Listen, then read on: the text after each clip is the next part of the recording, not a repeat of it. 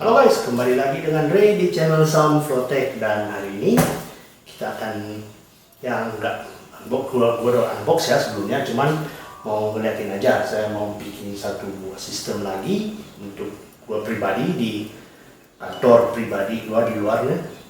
Dan ini adalah Cube Gaming Fairy. Jadi Cube Gaming ini banyak ya variasi casingnya, airflow, mau silent, banyak lah. Ada yang kayaknya yang Fairy ini masih belum umum ya, orang tahu entah apa dia baru atau jarang orang beli, tapi dicari di toko hijau belum banyak yang jual. Yang merek lain ya apa, yang nama-nama lainnya sih banyak ya. Jadi ini dia Fairy. Ini saya beli di Manado ya, bukan lewat toko hijau karena ongkirnya itu sama harga kayak casingnya di Tokped. Jadi ya kita beli aja langsung di sini seharga 600.000 ya. Jadi casing ini warnanya hitam, kayaknya nggak ada pilihan warna lainnya. Terus di sini katanya full window, jadi side panelnya itu udah tempered glass, ada RGB bagian depannya, dan ada fan-nya di dalam, udah dikasih, udah free 3 fan. Ya kalau dilihat ini, gue udah cabut sih gara-gara mau ganti sama fan lain yang Force A itu di sana. Jadi beratnya 7,5 kilo dan ukuran casing ini ya, ini kan packing size-nya berarti 52 cm x 25 x 48 cm. Jadi minimal kalian ada space segitu di meja, di lantai, atau di mana yang mau ditaruh, karena ini adalah casing ATX, bukan micro ATX. Oke, jadi kotaknya nggak ada apa-apa. Samping ini ada sama design in Sweden, made in China. Mantap, orang Swedia semuanya udah bikin di Cina sekarang. Oke. Jadi ya, mari kita buka. Itu dia penampakan awalnya. Oke, jadi casing sekarang udah pada bagus-bagus, murah-murah ya. Karena mungkin salah satu cutting cost-nya itu mereka hematnya di styrofoamnya ini yang keras banget. Kan idealnya kalau styrofoam itu untuk meredam benturan, getaran, minimal dia harus agak soft sedikit, tapi nggak terlalu soft juga. Dan ini masih keras loh. Untung belinya di Manado, jadi udah dibuka dari tokonya, udah dilihat ternyata casingnya aman. Oke, jadi mari kita lanjut.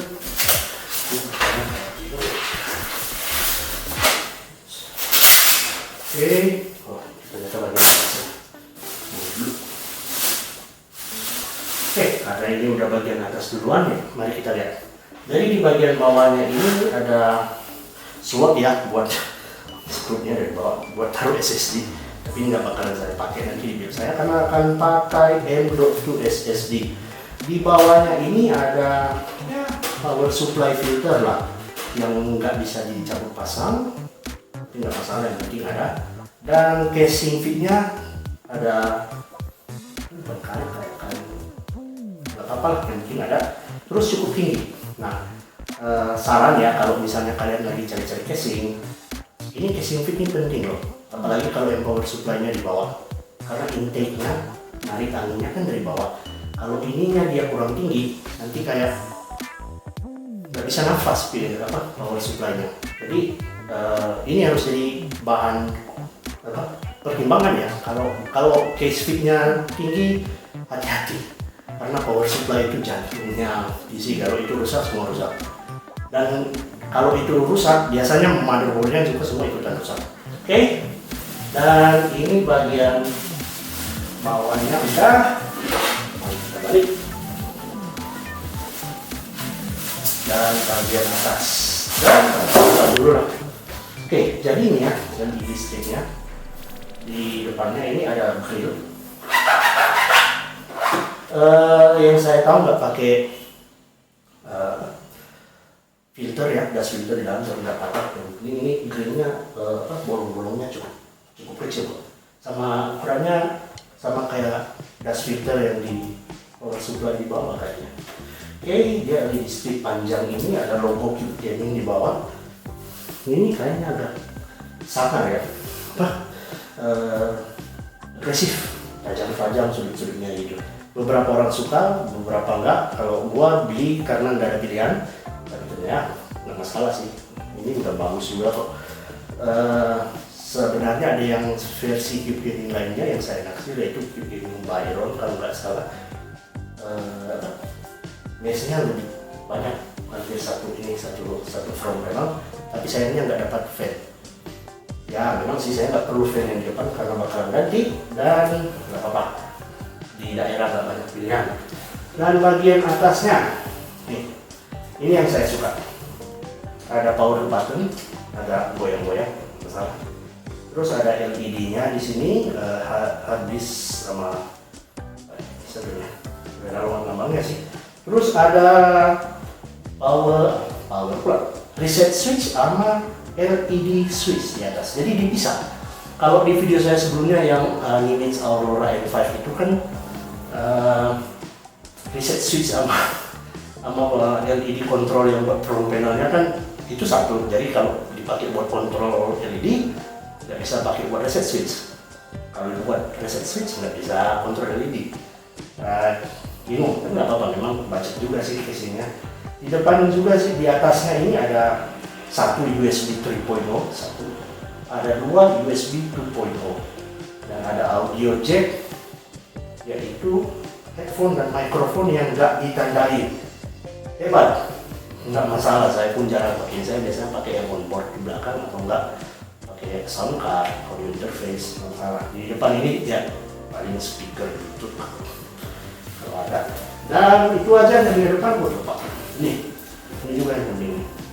Ada magnetic dust filter ini udah jadi standar ya kayaknya sekarang. Kebanyakan casing udah pakai, masih ada yang enggak, tapi kebanyakan udah pakai. 10 tahun lalu waktu awal-awal mulai bikin PC ini kayak barang langka, harus dibeli sendiri. Ya, oke, jadi di sini dia bisa muat sampai 2 buah 120 mm fan ya di atas. Nggak tahu kalau bisa muat 140. Ini bisa ya, soalnya ada slot lagi di sini. Entah ini yang 140 atau bukan, tapi bisa buat fan di atas 120 ya, fan.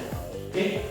Kalau ada power supply enaknya kalau ada dust filter di atas ini enaknya fan-nya itu bisa dibuat ruangan, exhaust atau intake. Tapi kebanyakan orang pakai buat exhaust karena kan udara panas dari VGA kalau pakai yang panas-panas kayak RX 570 atau RX 580 dari AMD, itu panasnya ya naik ke atas ditarik langsung. Bisa juga sih buat intake, tapi ya saya pribadi ya di atas biasanya buat exhaust. Enaknya udah ada ini, nggak bakalan ada debu yang jatuh di atas nanti kalau si PC-nya mati. Ya, sekarang dari samping side panel ini agak kuno masih. Saya pakai thumb screw ya. Thumb screw-nya masih ada putar, dan untuk seri ini ya hati-hati lepas front panelnya karena cuma 2 di belakang, terus kalau salah langsung lepas, nggak ada kait-kaitnya di sini. Kalau dilihat di sini nggak ada kaitnya, karena di sini ada loh. Kaitnya nih ada 3, 6 atas bawah. Tapi untuk seri ini nggak tahu apa karena menghemat biaya atau gimana. Dapat. Ya, ini dia. Bagian dalamnya dia bisa support sampai IPX motherboard ya, yang paling kecil. Tapi ini kalian lihat ada 2 slot buat SSD yang langsung di screw nanti. Banyak di sini banyak ini ya, cutout buat kabel-kabel SATA nanti atau kabel power lewat sini sampai di atas. Ini juga di atas ada cutout buat CPU power pin, dan ada power supply shroud yang nggak ada bolong-bolongnya. Jadi kalau ada yang tanya bisa pakai fan di bawah, nggak bisa ya. Jadi sini cuman ya mau taruh action figure silakan bisa. Ini Jadi sini ada power supply cutounya buat yang seneng RGB, power supply-nya bisa ini di display di sini. Lagi, jadi di belakang ini ada satu slot buat fan 120 cm, yang dimana slot fan-nya itu kita bisa atur naik turun. Kenapa? Biar kalau kita nanti casing ini pakai radiator ya, AIO atau water cooling. Di sini kalau dia bisa support yang sedikit tebal lah radiatornya, jadi ini bisa diturunin dikit biar nggak nabrak gitu. Oke, lagi nih.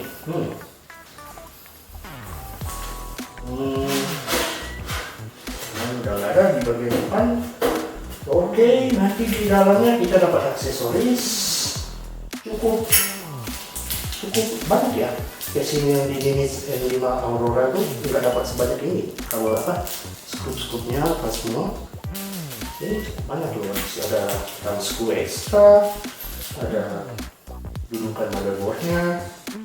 Oke, bagus lah. Biar ada spare sedikit nanti. Dan sekarang yang terakhir, bagian sampingnya yang paling banyak nggak dilihat tapi nggak kalah penting, karena di sini kita bakalan tahu space buat cable managementnya di belakang di mana. Oke.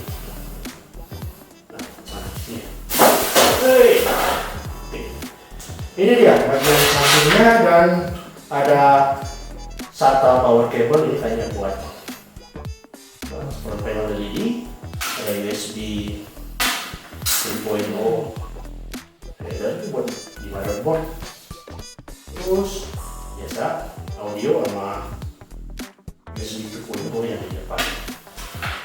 Dan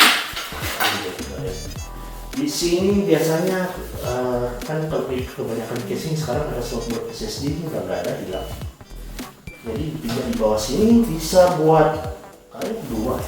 Ya, sini bisa buat taruh dua harddisk yang magnet, yang ukurannya 3,5, bukan yang 2,5. Yang gede lah, yang gede ini bisa dua. Terus kalau mau pasang SSD sini juga bisa satu. Jadi kayaknya ya di sini casing ini bisa muat 3 SSD, 1 HDD, atau 2 SSD, 2 hard disk drive. Cukup banyak ya, lumayan banyak dan tersembunyi gitu Mbak. Dan pasangnya juga memang udah ada tempatnya masing-masing. Nah sekarang kita lihat di sini untuk ukuran cable managementnya sini kita dapat ukuran space 1 ruas jari telunjuk, lumayan buat kalau misalnya yang biasanya kabel PSU yang motherboard powernya yang 24 pin itu kan gede-gede, ini masih bisa enak, nyaman, nggak sesulit waktu saya buat Aurora Nimitz N5 tuh. Itu memang agak susah ya, karena kecil, harus diganjal-ganjal. Jadi ini nyaman, ada kabel tie notch di sini 1, 2, 3, 4, 5 sampai di atas. Oke, banyak tempat buat disembunyikan. Kalau ini power supply yang normal size ATX bisa cukup panjang di sini, bisa sampai yang extended mungkin, soalnya ya bisa banyak. Jadi saran saya sekarang kan PSU udah nggak semahal dulu, jadi kalau dapat yang minimal semi modular lah. Kalau kalian mau rakit sendiri ya, mau ngerasa biar enak, nyaman, nggak repot, power supply-nya kalau bisa yang semi modular aja. Kalau full modular kan udah mahal. Jadi kalau semi modular itu artinya yang CPU power pin sama motherboard power, CPU power sama motherboard powernya itu nggak bisa dilepas, karena itu memang tidak pakai. Yang sisanya kita tinggal pakai seperlunya aja, kabel-kabel kayak kabel GPU 6 pin gitu.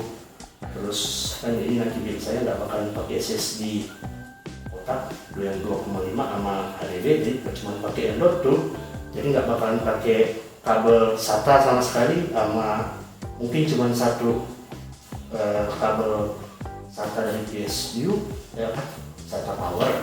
Ini SATA power, ini cuma buat power ini. Oke. Oh ya, satu lupa. Oke, ini biar kalian tahu, ini pakai Molex power pin. Jadi built-in fan-nya ini nggak bisa diatur. Kalau kalian ada sekarang RGB yang kontrol apa namanya, kontrol panelnya, itu nggak bisa mungkin disambungin, ini cuma power pin aja, bisa dicolok-colok bareng-bareng, ditimpa-timpa. Dan oke, sekian dari saya. Ini adalah casing dari Cube Gaming, yaitu Cube Gaming V8. Subscribe di channel ini, like atau dislike, tinggalkan komen kalau ada pertanyaan, karena saya bakalan jawab semua pertanyaan di komen. Karena nanti ini bakalan saya pakai buat build guide sebelah sana. Yang mau dibilang budget enggak, mau dibilang mahal banget enggak. Jadi kayaknya itu masih bisa under 10 lah. Itu nanti saya akan bahas satu video berikutnya. Dan hey, overall untuk ATX ini udah mantap ya. Jadi ini sayang nggak banyak yang masuk di Manado. Oke, itu saja. Dan sampai jumpa di video saya berikutnya. Ciao.